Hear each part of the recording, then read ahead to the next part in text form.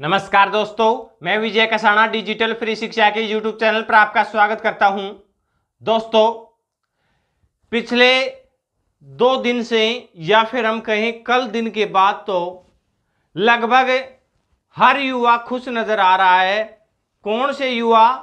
जो रिजल्ट का इंतजार कर रहे हैं, जिन्होंने मेहनत की है, जिन्होंने एग्जाम दिए हैं, वो सब युवा खुश नजर आ रहे हैं। और खुश होना भी चाहिए साथियों।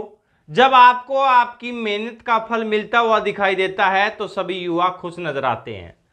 अब बात यह है कि हरियाणा के इतिहास का सबसे बड़ा धमाका होने वाला है, लेकिन यह बड़ा धमाका आखिरकार एचएससी कब करेगी? सबसे बड़ा सवाल यही है।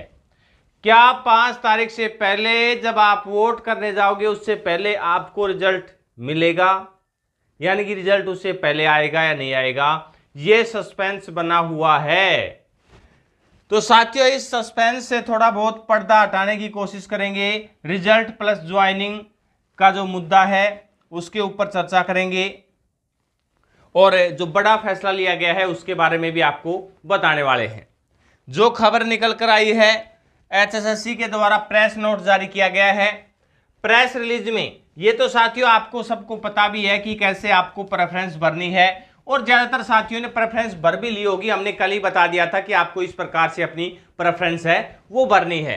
यानी कि अब जो महत्वपूर्ण मुद्दा है साथियों वो है कि इस प्रेस रिलीज में जो महत्वपूर्ण बात है वो हम आपको दिखाते हैं साथियों। एक मिनट,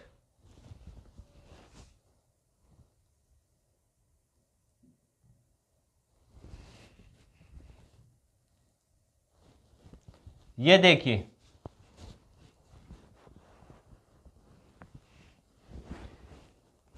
इसमें साथियों जो हरियाणा स्टाफ सिलेक्शन कमीशन के सदस्य हैं भूपेंद्र चौहान जी, उन्होंने क्या कहा है, यह सोचने वाली बात है साथियों कि चयन आयोग को प्राप्त हो रहे अनुरोधों के मद्देनजर ग्रुप सी पदों के लिए प्रेफरेंस पोर्टल खोला गया। यानी कि युवाओं ने जब ये सुझाव दिया तो साथियों एचएससी के चेयरमैन हिम्मत सिंह जी को भी ये सुझाव पसंद आया और ये अच्छा कदम भी है साथियों। ये अच्छा कदम है। सभी पदों के रिजल्ट सामूहिक रूप से जारी किए जाएंगे, अलग अलग पदों के लिए अलग अलग रिजल्ट जारी नहीं होगा। बड़ी बात है साथियों कि सभी जो पद हैं उनके रिजल्ट सामूहिक रूप से यानी कि इकट्ठा जारी होगा, अलग अलग जारी नहीं होगा। अगर एक उम्मीदवार है वो कई पदों के लिए शॉर्टलिस्ट होता है तो उसे योग्यता और प्रेफरेंस के क्रम के आधार पर केवल एक बार ही सिलेक्ट किया जाएगा, यानी कि एक बार ही वो कैंडिडेट सिलेक्ट होने वाला है। उम्मीदवारों का चयन है वो पदों की कुल संख्या के बराबर उम्मीदवारों द्वारा प्रस्तुत योग्यता और वरीयता क्रम के आधार पर किया जाएगा। किसी भी उम्मीदवार का चयन एक से अधिक पद के लिए नहीं किया जाएगा। तो वो तो साथियों आपको दिख भी रहा है कि जो पोस्ट प्रेफरेंस भरवाई जा रही है इसके बाद यही युवाओं को फायदा होने वाला है कि कैंडिडेट फाइनल रिजल्ट में रिपीट नहीं होगा। यदि कोई पद रिक्त रह जाएगा तो उसका डाटा एचएससी के पास रहेगा और अगले सीईटी के तहत जो भर्ती आएंगी उसमें दोबारा वो पद आसानी से विज्ञापित हो जाएगा। अब इसमें साथियों एक तो महत्वपूर्ण बात यह है कि सभी न्यूज़पेपर की कटिंग, दूसरे न्यूज़पेपर की कटिंग में मैं आपको दिखा देता हूं। यहां पर भी 2 अक्टूबर ये डेट दी गई है, 2 अक्टूबर को रात 11:59, और इस न्यूज़पेपर में भी यही बताया गया है। इसका मतलब यह है कि हो सकता है एचएससी के द्वारा जो प्रेस नोट सभी न्यूज़पेपर्स को दिया जाता है उसमें यह डेट 2 अक्टूबर को दी गई हो, लेकिन ऑफिशियल नोटिस में 1 अक्टूबर है तो आप 1 अक्टूबर ही मानिए साथियों। इसके अलावा जो इसमें महत्वपूर्ण बात कही गई है कि चुनाव आयोग से, हालांकि इस रोक यानी कि चुनाव आयोग के द्वारा जो रिजल्ट के ऊपर रोक लगाई गई थी उसके बाद दूसरी एप्लीकेशन जो भेजी गई है एचएसएससी की, आयोग ने मुख्य सचिव को पत्र लिखकर रिजल्ट घोषित करने की अनुमति मांगी है। अब वो अनुमति मिली है नहीं मिली है या मिलेगी या नहीं मिलेगी वो अलग चीज है साथियों, लेकिन कुछ हिंट के माध्यम से अगर आप समझ सको तो आपको समझाना चाहेंगे।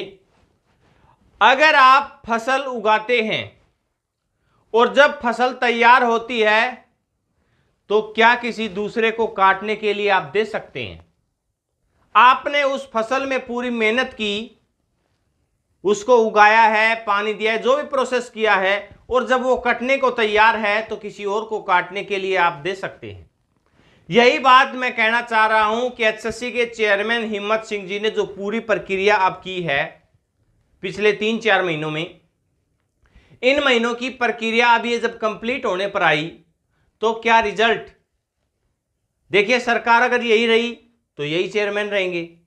सरकार बदलती है, उस समय की भी अगर हम बात करें तो क्या इस फसल को और किसी को काटने के लिए दिया जाएगा?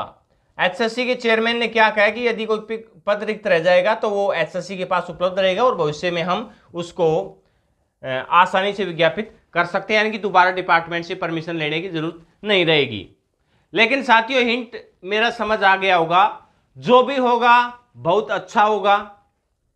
इसके अलावा और भी कई मुद्दे हैं, उन मुद्दों के ऊपर भी फिर कभी चर्चा कर लेंगे। लेकिन जो बात मैं समझाना चाह रहा हूं कि खुद की बोई हुई फसल को दूसरे को काटने के लिए शायद ही कोई देगा। बाकी आपकी मर्जी है, आप इस विषय से क्या समझ पाते हैं।